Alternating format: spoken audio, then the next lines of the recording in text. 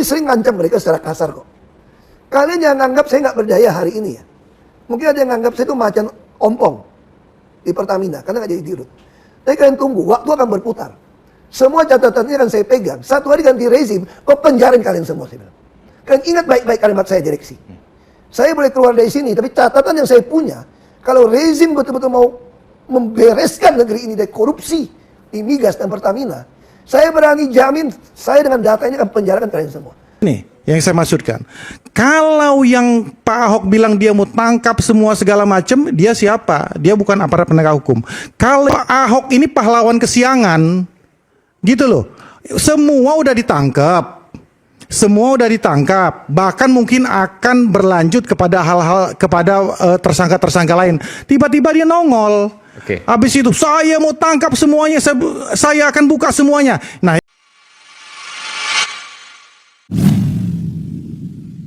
Ini adalah Hendar Sam Marantoko. Di acara debat di Suara Rakyat di salah satu TV nasional, Hendar Sam diperkenalkan sebagai kader Gerindra dan sekaligus aktivis.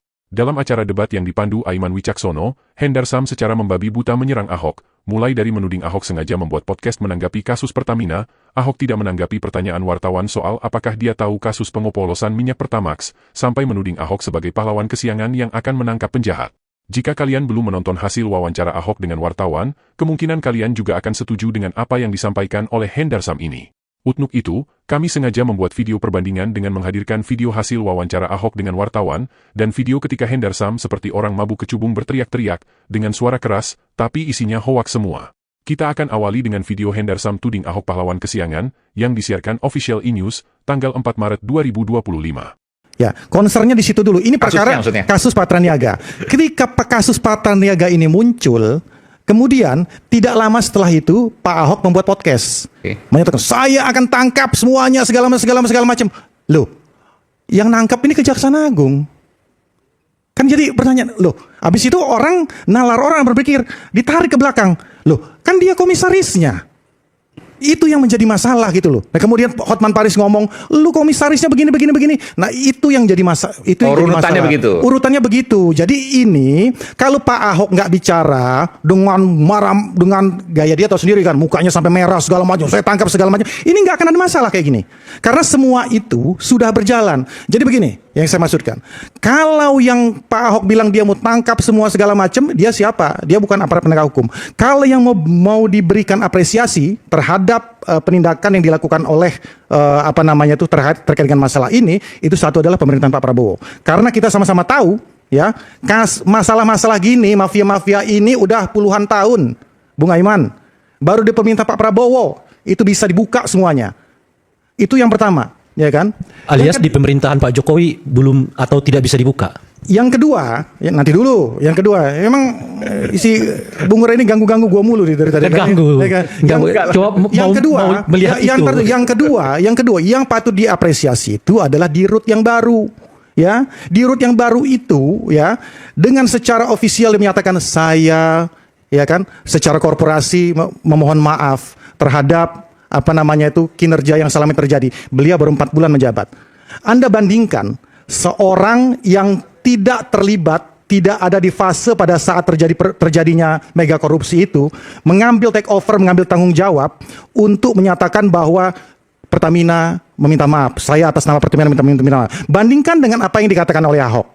Bandingkan apa yang dikatakan oleh Ahok. Oke, bandingkan. Jadi bisa dikatakan gini loh, saya bilang Pak Ahok ini pahlawan kesiangan, gitu loh. Semua udah ditangkap, bahkan mungkin akan berlanjut kepada hal-hal, kepada tersangka-tersangka lain. Tiba-tiba dia nongol. Habis itu saya mau tangkap semuanya, saya akan buka semuanya. Nah, yang jadi masalah yang janggal, Anda mau katakan. Nah, yang berikutnya, saya udah tonton tuh. Nah, itu yang janggal, Anda mau katakan. Itu yang janggal. Saya sudah tonton semua podcastnya. Itu udah ditanyakan. Anda tahu nggak, ya kan, tentang masalah Patraniaga ini, ya kan, kasus Patraniaga ini nggak dijawab sama dia. Kan cuma itu doang. Ini dia ngomongnya ya seperti dikatakan oleh Bung Guntur tadi. Dia cuma ngomongin saya sudah gini, saya udah ngoceh, sudah ribut, silakan rekaman segala macam. Yang ditanyakan cuma simple. Anda tahu atau tidak bahwa ada kasus Patraniaga? Kan cuma itu. Cuman itu pertanyaannya, nggak dijawab. Nah, yang menjadi dua faktor. dia tahu atau tidak? Itu dulu. Kalau dia tidak tahu, artinya dia tidak menjalankan fungsi pengawasannya. Ya kan, itu yang pertama.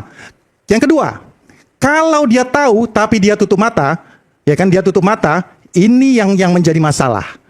Artinya bisa dikatakan dia membiarkan suatu tindak pidana terjadi, ya kan? Bahkan bisa dikatakan ini ada obstruction of justice, menghalang-halangi penyidikan, karena fungsi dia adalah mengawasi. Fungsi dia mengawasi, bahkan dia bisa memberikan masukan kepada direksi, bahkan bisa memberikan masukan ke Kementerian BUMN, bahkan presiden itu adalah teman dia loh. Ya kan, Pak, nggak ada yang nggak benar di sini. Konteksnya di situ. Nah, ini dilebarkan kemana-mana. Konteksnya ini Patra Niaga, ditanyakan ke Ahok, lu tahu apa enggak? Sekarang mari kita telanjangi kebohongan Hendar Sam. Kenapa disebut bohong? Karena dia mengaku sudah menonton podcastnya Ahok, tapi dia membuat narasi yang berbeda dengan apa yang disampaikan oleh Ahok. Saya udah tonton tuh. Ya, itu yang janggal. Itu yang janggal. Oke. Saya sudah tonton semua podcastnya. Kebohongan yang pertama, Hendar Sam sebut Ahok yang buat podcast. Ketika kasus Patra Niaga ini muncul, kemudian tidak lama setelah itu Pak Ahok membuat podcast. Faktanya, Pak Basuki, terima kasih memberi kesempatan kepada narasi untuk bertanya beberapa hal yang netizen udah banyak nanya ini. Nungguin Pak Ahok untuk Pak Basuki untuk ngomong. Ya, dengan senang hati. Apa kabar Pak? Sehat kan Pak ya? Baik. Suara aja biasa. Ya, agak. Baik ngomong. bagi orang yang pikirannya sehat, dengan mudah mereka akan tahu bahwa topik yang dibahas di acara Rakyat Bersuara di Ines TV adalah topik hasil wawancara wartawan channel Narasi Newsroom dengan Ahok. Dari wawancara awal, sudah ketahuan bahwa pihak Narasi Newsroom lah yang punya inisiatif mengudak Ahok untuk klarifikasi isu yang beredar bahwa Ahok akan dipanggil kejaksaan terkait kasus Pertamina. Lalu mungkin Hendar Sam, Ade Armando dan para buser lainnya akan berkilah negan mengatakan, lalu kenapa Ahok bersedia hadir? Kenapa Ahok bersedia buka-bukaan? Narasi yang sama yang dibangun oleh pikiran sempit seorang Hotman Paris Hutapea. Tetapi, apakah kalian bisa bayangkan, jika sejak jaksa menyebut akan memanggil Ahok, lalu Ahok diam dan sembunyi di rumah? Pasti para buser ini akan menyerang dengan narasi yang berbeda lagi. Mungkin mereka akan berkata, Ahok diam karena memang dia benar-benar terlibat. Atau mungkin wartawan yang mengundang Ahok, jika Ahok menolak, mereka akan menuliskan berita seperti ini, sampai saat berita ini diturunkan, kami sudah berusaha konfirmasi ke pihak Ahok, tapi Ahok terkesan diam dan tidak mau meladeni wartawan. Jadi jika kalian di posisi Ahok dalam posisi sedang digosipkan melakukan kejahatan, apakah kalian akan memilih diam saja, atau tampil untuk klarifikasi? Namun satu hal yang pasti, post ini bukan inisiatif Ahok, dan di sini, terbukti bahwa Hendar Sam berbohong. Kebohongan kedua, Hendar Sam membangun narasi seolah-olah Ahok berkata bahwa Ahok bisa menangkap dan memenjarakan orang. Begini, yang saya maksudkan. Kalau yang Pak Ahok bilang dia mau tangkap semua segala macam, dia siapa? Dia bukan aparat penegak hukum. Dan disinilah kita bisa melihat bahwa Hendar Sam nampaknya bukan hanya seorang tipe pendusta, tapi juga manipulator amatiran yang berusaha memanipulasi bicara seseorang, tetapi dengan cara barbar, sehingga dengan mudah dibantah.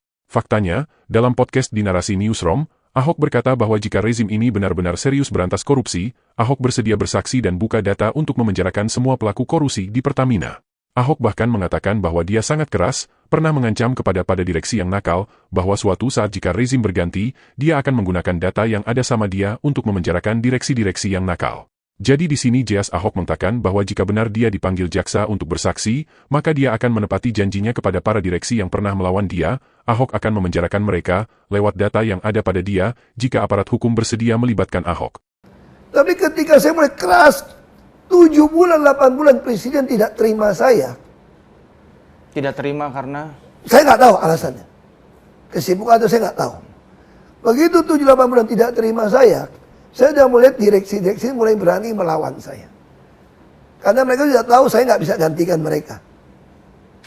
Nah, lalu apa saya lakukan? Tapi walaupun begitu, saya kunci di dalam rencana kerja.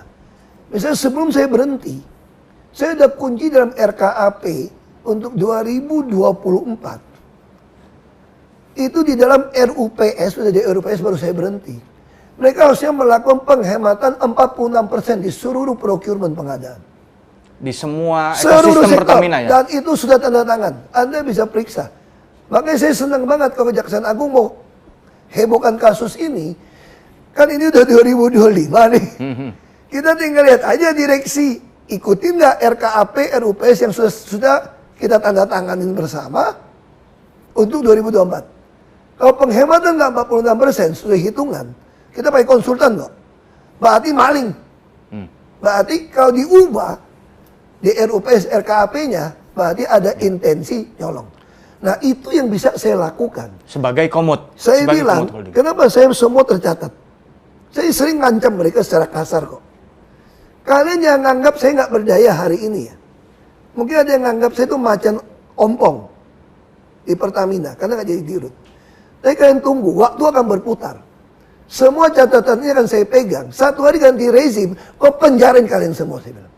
Kalian ingat baik-baik kalimat saya direksi.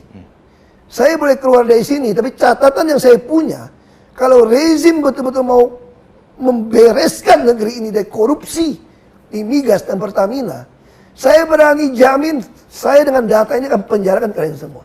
Makanya saya harap, ini kasus bukan cuma si Rifa Siahaan Patraniaga kok. Mana mungkin? Saya kira oknum BPK bisa terlibat. Anda yang audit kok. Ya, Rifa sendiri baru masuk Petraniaga 2021. Tapi dia orang veteran, katanya Jadi isunya. jelas ya, Ahok menggunakan kembali kata-katanya kepada para direksi, bahwa suatu saat ketika rezim berganti, maka semua pembangkangan direksi kepada Ahok akan berbalik jadi bumerang. Ahok akan menggunakan data itu sebagai kesaksian untuk membongkar para pelaku yang bahkan menurut Ahok, ada tangan-tangan kekuasaan yang ikut terlibat. Dan itu disampaikan oleh Ahok ketika Ahok sudah mulai merasakan Jokowi menjauh dari dia, dan para direksi mulai membangkang ke Ahok, karena mereka tahu, Ahok tidak bisa memenjarakan mereka. Dari kesaksian Ahok ini jugalah kemudian sekaligus menjawab pertanyaan Hendar Sam, kenapa baru sekarang Ahok berbicara. Ahok pada waktu itu sudah tahu situasi politik yang berkembang, dan siapa tangan-tangan kekuasaan yang ikut bermain di Pertamina. Ahok tahu, jika pada itu waktu dia melapor, maka laporannya akan berakhir sia-sia, sama seperti laporan pagar laut oleh Abraham Samad dan kawan-kawan, atau laporan penggunaan jet pribadi oleh Ubaidillah dan kawan-kawan. Melaporkan penguasa dan koni-kroninya ke aparat hukum, sama seperti membuang angin ke udara. Berbau sebentar, lalu hilang di bawah angin. Lalu benarkah Ahok pernah menolak menjadi direktur utama? Saya, ini permainan sudah lama yang masing-masing penguasa tidak mau stop. Makanya kenapa orang takut saya jadi dirut, demo-demo. Kalau saya jadi dirut, saya bisa langsung pecat tuh dirut subholding. Karena untuk ke notaris, saya yang putuskan. Dan saya tidak pernah takut sama menteri BUMN manapun. Sama saya benar. Kenapa saya dikurung, tidak boleh jadi dirut? Janjikan saya jadi dirut untuk membereskan. Janjikan saya jadi dirut untuk membereskan. Janjikan saya jadi dirut untuk membereskan. Makanya saya hanya bisa melakukan sebatas bisa saya awasin. Menyesal apa? Teman saya tidak pernah kasih saya jadi dirut. Teman saya tidak pernah kasih saya jadi dirut. Teman saya tidak pernah kasih saya jadi dirut. Itu aja. Walau demikian, Guntur Romli membenarkan bahwa pada akhir tahun 2023, Ahok pernah ditawarkan menjadi direktur utama. Namun karena masa itu sudah memasuki tahun politik untuk pemilihan presiden, dan karena Ahok memutuskan mengikuti pilihan Megawati Soekarnoputri, maka Ahok menolak jabatan tersebut dan bahkan kemudian mundur dari jabatan lama sebagai komisaris. Di smapping itu, tudingan Hendar Sam bahwa Ahok menghindar ketika ditanya apakah dia tahu soal kejadian minyak Pertamax oplosan, Ahok sama sekali tidak menghindar. Ahok mengatakan bahwa terlalu jauh jika dia ikut campur urusan Petraniaga, sementara Petraniaga sendiri punya komisaris sendiri. Terlebih lagi, menurut Ahok, dirinya sama sekali tidak curiga, karena selama ini dia memakai kendaraan aman-aman saja. Menurutnya, jika kendaraan mewah diisi dengan minyak oplosan, maka mesin akan mogok, karena kendaraan mewah dilengkapi deteksi otomatis. Dari kejadian ini kemudian membuat kita bertanya-tanya, apakah banyaknya kebijakan Prabowo yang terkesan bongkar pasang selama ini seperti kenaikan pajak 12%, kebijakan penarikan subsidi gas 3 kg, kenaikan UKT, penarikan beasiswa, pemutusan hubungan kerja ribuan tenaga honorer, rencana pindahkan ASN ke IKN bulan Februari, dan rencana memberikan konsesi tambang ke kampus, yang kemudian dianulir kembali, disebabkan oleh tim perencana model Hendar Sam Marantoko ini. Kemungkinan orang-orang terdekat Prabowo ini hanya mendengar berita sepintas, langsung ditelan mentah-mentah tanpa melalui kajian yang mendalam. Jika ini benar, maka Prabowo butuh orang-orang baru, mereka yang matang dan dewasa dalam berpikir, bukan mendasarkan tindakan pada pijakan dendam politik semata.